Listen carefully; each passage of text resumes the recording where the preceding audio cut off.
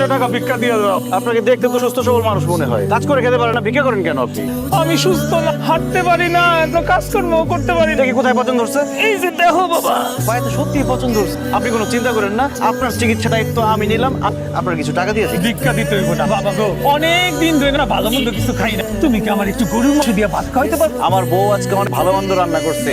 আজকে দুপুরে আপনি আমার সাথে আমাদের বাসায় খাবেন। আজকে আপনি আমার মেহমান, চলেন আমার বাসায় চলেন।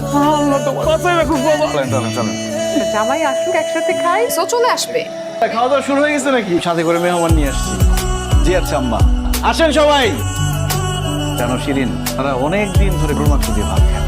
তাড়াতাড়ি দাও, ভাইরা পেট ভরে খাক। আরে কি বলে জামাই, ফকির মিসকিন আমাদের সাথে বসে খাবে। আমরা তো 3 বেলা পেট ভরে খাই, ওনারা 3 বেলা পেট ভরে খাইতেও পারে। এই জন্য আজকে আমার সামনে বসে পেট ভরে ওনারা খাবে, মন ভরে আমার জন্য দোয়া করবে। আপনাদেরকে কেউ খাবার দিবে না, নিজেদের খাবার নিজেদের নিতে হবে। পছন্দ মতো খান।